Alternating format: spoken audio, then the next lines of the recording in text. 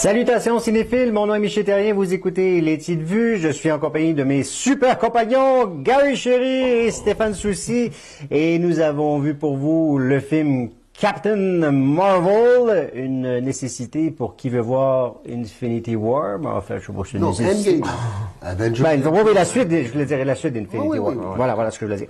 Alors, Captain Marvel, est-ce qu'elle porte bien son nom, d'après vous? Ben, s'il n'y a rien vraiment de merveilleux dans qu'est-ce qu'on a vu, là. Parle pour toi, là, comme... Non. Ben, OK. C'est moi qui commence, Ben oui, ben oui. Oui, Bon. parce que moi, j'ai jamais lu cette bande dessinée. Oui, c'est ça, c'est toi qui Bon, ben, connais le plus Mais l'univers. tu sais, côté c'est les origines de Captain Marvel, on le voit pas. On le voit à travers qu'il y a des... Pourtant, on a vu des culottes courtes, comme dirait Stéphane. Ouais, mais des culottes courtes et tout ça, mais tu sais, mais ça dit pas que sa mère, c'est une crie. Tu sais, parce qu'elle est une crie, mais là, il en parle pas. Tu sais, mais tu sais, elle est une métisse intergalactique, on pourrait dire, là, mais ça, il mentionne pas. Puis les pouvoirs qu'elle a, c'est du côté de sa mère, mais il y a une autre... Il y a plein de choses à dire. Oh là là, pas de l'avoir lu, ça va être compliqué. C'est compliqué, mais il y a beaucoup de parties du livre qu'ils ont mis de côté, puis ils ont bien fait, parce que c'est même pas logique pour le monde dans la suite de où est-ce qu'on s'en va. Mais qu'est-ce que j'ai bien aimé là-dedans, c'est comment dirais-je, la recette Marvel. C'est pas un grand film, mais c'est intéressant. Mais ils ont le tour de rendre des scènes comiques. Il y a des situations là que j'ai trouvé plaisantes, où est-ce que j'ai vraiment ri. Et puis Nick Fury, le voir jeune, Coulson et tout ça, j'ai eu bien du fun là-dedans. Et puis le côté de l'intrigue, on pourrait dire, c'est perte de mémoire et tout ça. J'ai bien aimé la façon qu'ils ont ficelé ça pour qu'elle découvre finalement qu'est-ce qui s'est passé par rapport à la découverte de ses pouvoirs. Puis quand, on pourrait dire, elle est devenue complètement Madame Marvel, là, c'est assez génial, c'était bien fait. Mais c'est pas un grand film, mais ça servait comme... il a bien servi parce que ça va t'amener à Avengers Endgame. Mais c'est pas un des grands côté super-héros, quoi que ce soit. Là, il y a rien vraiment d'attachant. C'est trippant et tout, là, mais c'est pas la grosse histoire extraordinaire. Non, c'est pas la grosse histoire extraordinaire. Moi, bon, on avait déjà parlé. Je disais, est-ce que ce film va être comme un interlude entre les deux Avengers? Puis moi, c'est oui. C'est un interlude entre les deux Avengers. Oui. Même avec la scène qu'on nous montre à la fin dans le générique, je me dis, est-ce que ça aurait été un punch plus fort de ne pas avoir vu le film Captain Marvel, d'avoir qui apparaît dans Avengers? Oui, mais faut pas oublier que Marvel, leur point fort, c'est que tout super-héros qu'ils amènent, ils te le présentent, après ça, ils l'amènent dans l'ensemble. Comme ça, t'as pas à te poser de questions. C'est qui lui, qu'est-ce qu'il fait là? Ouais, mais je trouve que pour Captain Marvel, c'est le film d'origine le plus faible que j'ai vu. Comme tu dis, oui, on nous présente le personnage de Captain Marvel, toute sa vie. Ben, c'est ça, c'est un affaire que j'ai aimé, c'est que c'est pas je suis un être humain normal et là on progresse parce qu'on l'a vu dans Iron Man, Doctor Strange, Captain America, tout. J'ai fait OK, on nous montre qu'elle est déjà dans son costume de cri. Oui. Fait que, OK, puis là on nous raconte ça en flashback. Le problème, c'est que les flashbacks sont faibles en tabarnouche. Moi, le film a fini, puis j'ai fait, je ne connais rien de ce personnage-là. Ouais, à part que c'est une pilote d'avion, qu'elle avait une amie pilote d'avion qui était noire, puis que c'était deux femmes. Mais qu'est-ce qu'ils ont fait ensemble? Tu sens pas qu'ils ont vécu quelque chose. Je veux dire, on avait plus cette relation-là que Captain America puis Bucky. Qu'on nous montrait Captain America qui est jeune, puis que, OK, il était maigre, mais Bucky le défendait parce que l'autre était petit. Puis, tu sais, on sentait qu'il y avait une grande camaraderie. Je trouve que ça ressortait pas dans ce film-là. Fait que je trouve que tout est comme en surface. Puis, la première partie du film, parce que quand elle se fait capturer, le Captain Marvel, j'étais comme, mon Dieu, mais ça, j'embarque pas plus que ça. Tu sais, elle est toute, Puis, c'est un personnage qui est pas trop attachant. Non. Puis c'est à cause de ce qu'ils disent, parce qu'au début, c'est tout le temps contrôle tes émotions, contrôle tes émotions, contrôle tes émotions. Fait que c'est comme, ben, elle n'a pas le droit de s'exprimer dans ses émotions. Ce qui fait que le personnage devient drabe un peu. Fait que, tu sais, je suis d'accord avec toi, il y a des moments de fun. Tu regardes ça, c'est comme, ah, c'est le fun, c'est plaisant pour les yeux. Mais le film a fini, puis j'ai pas fait, wow, c'est un must. Non. Tu sais, pour moi, ça se classe avec les Ant-Man and the Wasp, puis Iron Man 2. Tu sais, c'est comme, c'est correct, c'est intéressant, c'est le fun, mais j'ai pas l'effet wow. Puis c'est le premier film qui va passer à l'histoire, je trouve. Puis la dernière partie, où on nous révèle tous les pouvoirs de Captain Marvel, je trouvais que toute la fin, c'était précipitant en talent-là. Je veux dire, elle sait pas c'est quoi vraiment le pouvoir qu'elle a, à part qu'elle sait qu'elle tire des lasers par ses poings, parce qu'on voit ça tout le long du film. Puis là, quand elle est déchaînée, puis qu'elle finit par arracher ce qui la contrôle, comme là, pourquoi c'est là qu'elle se décide qu'elle a quelque chose qui la contrôle, là. Elle arrache ça, puis là, écoute, c'est paf, pif, paf, puis j'ai fait, OK, c'est parce que quand tu vois ce personnage-là, là, tu te dis, ça va être plate, le film Avengers, là, parce qu'elle va faire ça de son bord, un concours de claquage de doigts en tel puis talent. C'est un problème qu'ils ont eu avec Superman à un moment donné. Là. Quand ils ont fait dans un comic book, OK, là, Superman déplace une planète, là, c'est rendu tôt. Il a fallu qu'elle descende ses pouvoirs. Puis là, je trouvais qu'elle, dans l'univers Marvel, là, de ce que j'ai vu, c'est ben trop. Ouais. C'est ben trop. Puis là, l'autre histoire, j'étais comme, pourquoi que ça se passe dans les années 90? Ben, c'est pas Qu'est-ce qui justifie que l'histoire se passe dans les années 90? C'est juste pour me dire qu'il y a le Padgett à la fin de Avengers, c'est comme... Pauvre excuse. Ouais, mais ça aurait pu faire un Padgett dans une autre dimension. Ouais, mais tu prends par exemple, parce qu'elle n'est pas sur Terre. Parce que dans les années présentes, là, elle est sur Jorfo, je me rappelle pas exactement. Mais elle est ailleurs. Donc, la période terrestre qu'elle a, c'est les années 90. C'est juste ça comme explication. Ouais, mais je vois pas que c'est tout dans la mythologie de l'univers Marvel. C'est pas comme un Captain America ou même un Wonder Woman.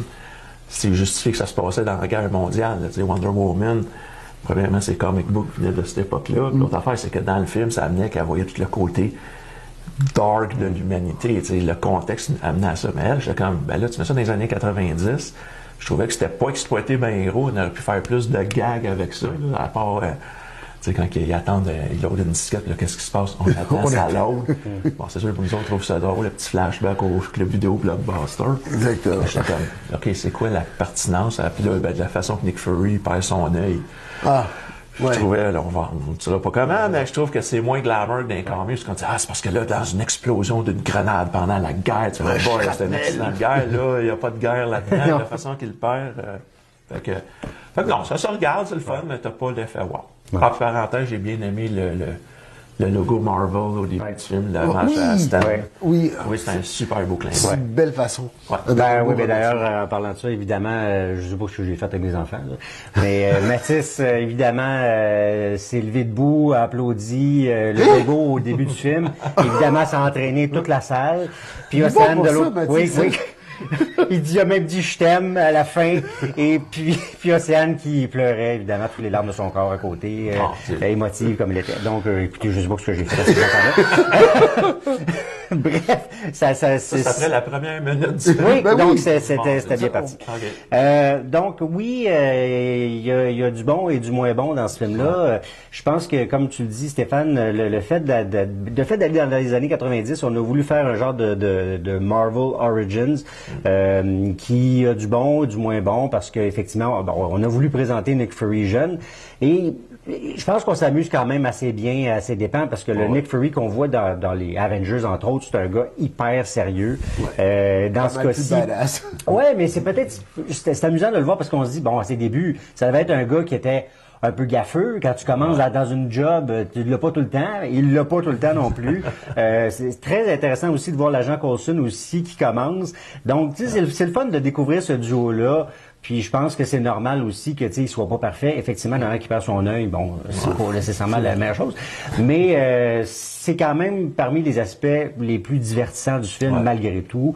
Il y a des clins d'œil qui sont intéressants, qui auraient pu être, effectivement, je suis d'accord avec vous deux, pousser davantage.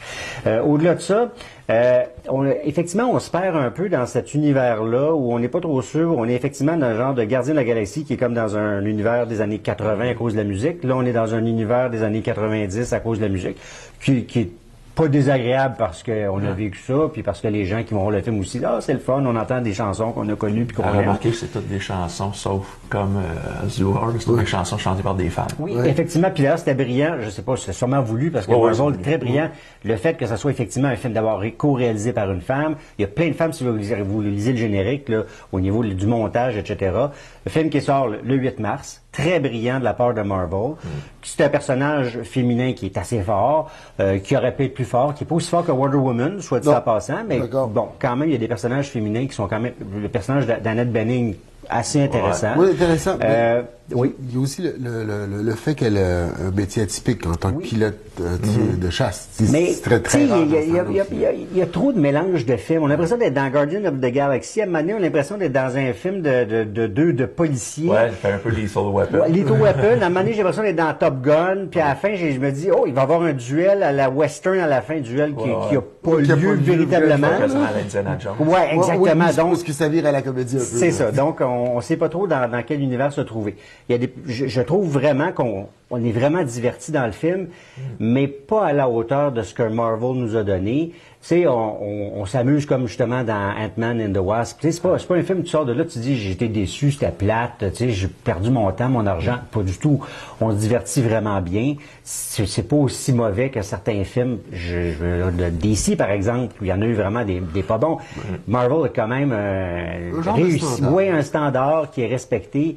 Mais on va pas aussi haut que, par exemple, que les derniers films qu'on a vus, là, tu sais, Deadpool, Infinity War, puis Black Panther, entre autres, l'année dernière. Mais, bon, est-ce que c'était nécessaire absolument qu'on ait toute cette origine de Captain Marvel? Et je suis tout à fait d'accord avec toi, Stéphane.